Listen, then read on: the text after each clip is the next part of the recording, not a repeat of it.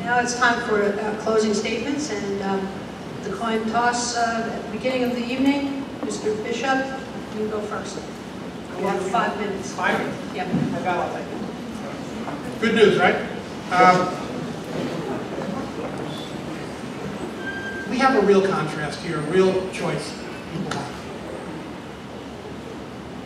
Lee gave you his choice, his definition of the choice earlier, is that between a guy that's a doer and a guy that's a backbencher, and then proceeded to say that it is the Obama, Pelosi, Bishop agenda that's ruining this country. You can't both drive an agenda and be a backbencher, folks. It doesn't work. What I am is a good, hardworking, solid, pragmatic, solution-oriented member of Congress. You will not find a soul in Congress who will describe me any other way. I've worked that way for 12 years, and if I'm so fortunate as to be reelected, I will continue to work that way. Now, Congress is broken. Congress is dysfunctional. Congress is paralyzed. And what I hear my opponents say, it's a good line, you want to change Congress, you got to change the way that the people that you send. Guess what? He's right about that. But he's picking on the wrong guy. Because I am not part of the problem. I am part of the solution. May I continue? And I have been, and all of my colleagues in Washington will tell you that. I have worked tirelessly for 12 years. I know every inch of this district. Our constituent service operation has satisfactorily closed 17,000 cases. Now that's hard work, that's dedication, and that's being committed to what I think is the most important part of this job, which is being focused on the people that I represent and solving problems one at a time. We've been doing it for 12 years, we've been doing it to the tune of over 17,000 cases, and we do it extremely well.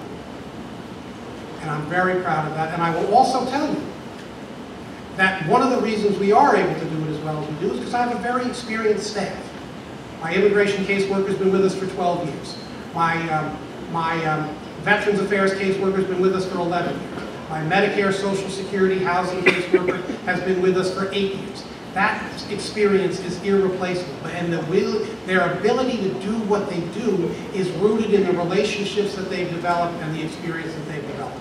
So I'm very proud of that, and that, I will tell you, is the most impactful work that a member of Congress can do, and if I'm re-elected, that's what I'm going to stay focused on. I'm also going to stay focused on what is good for Long Island, and that's why I've been as focused as I have been on higher education.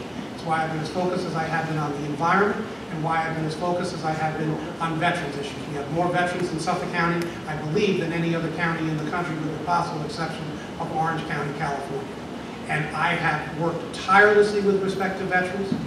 I have worked tirelessly with respect to the environment, and I have worked tirelessly with respect to higher education with results. And I think what you want is a member of Congress who stays grounded in his district, stays grounded in what the work is really all about, which is individual people and solving problems for individual people, and we've done that. And then taking a larger view of what works for the region. We've done that. So I will ask for your vote. I won't ask all of you for your vote, but I will ask for your vote, and I will. We'll vote you out.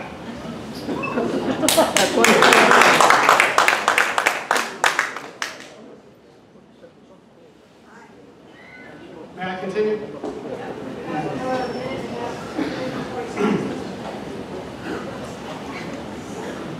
You know what?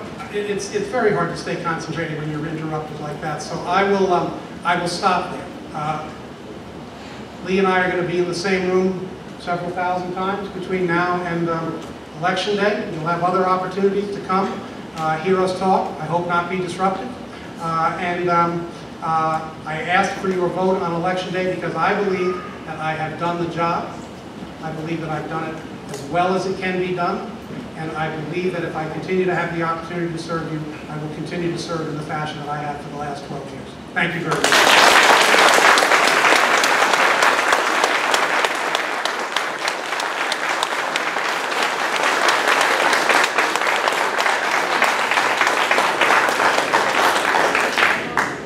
You know, there were certain things during this debate that obviously we disagreed with each other, agreed with each other on. We agree that we can't change Washington unless we change who we send there. A little disagreement as to who should get replaced. You know, when I was referring to problem solver versus backbencher, I was talking about being in office for 12 years, introducing 4 bills that have been passed and signed into law, renaming post offices.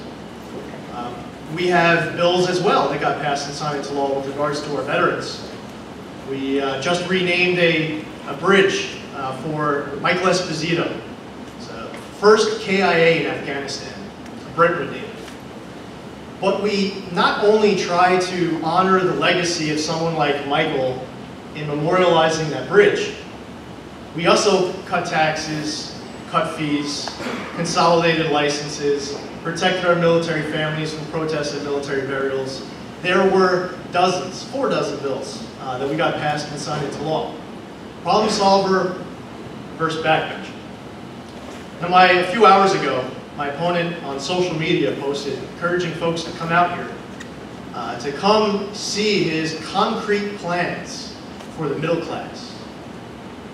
It was actually, if you really had concrete plans, he was spoon-fed that it was a great question about the very last question we were asked, about Denise's own children. When that opportunity presents him, there's never substance behind it. Yes, we need to have higher education opportunities. But after you get that degree and you're saddled with student loan debt, and you can't afford to buy your first home and pay your mortgage and pay your credit card bills, you can't afford to put oil in your tank, your health care is starting to become cost prohibitive, your energy costs are skyrocketing, your property taxes, 70% of which go to school taxes. Everything adds up, you reach a breaking point, and you decide to start your life somewhere else. So everyone here in this room has stories of our families going to North Carolina, South Carolina, Florida, because they can't afford to survive here. And seniors here in this room who have to choose between prescription medication or oil in their tank. Fighting for the middle class isn't just about what kind of money that we can come up with in Washington. It's the policies that are killing us. It's the fact that you are having trouble building here on Long Island because it could take you years to get a project off the ground. The fact that you could go to your local town council and they are requiring you to get $2 million for a park that is 2 miles away in order to get a rezoning on something you should be able to do as of right. Or if you want to file an Article 78, an individual can stop a construction project in its tracks. In other places, you want to invest in the community, it's easy, but not here. And every level of government has a responsibility to get it done. The federal government, the policies are driving jobs out of this country, driving dollars out of this country. The policies of Congress have been outsourcing jobs out of the United States of America. Obamacare has been outsourcing jobs off of Long Island. You know that the way that we were saving money under Obamacare, through the way there was a cut to Medicare? We changed the competitive bidding process. So for those of you who might be getting Medicare services, that person in your neighborhood who you're used to calling up to provide your service, now you're calling someone out of state. It's the breaking point. Individuals are leaving because they've reached their breaking point. And we all have different breaking points. But I have proven with my record up in Albany that I fight for middle-income people and deliver results every single day that I'm on the job.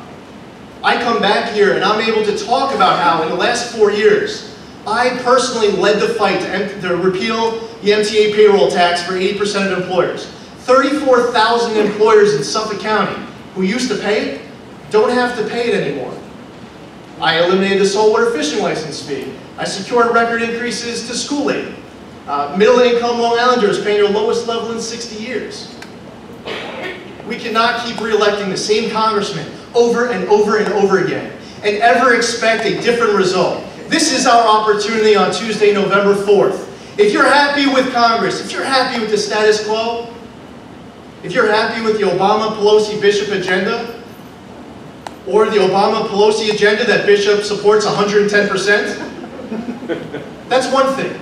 I'm asking for your vote for a new direction for America, a new direction for us. We could be better represented in Congress. I'm asking for your support on November 4th.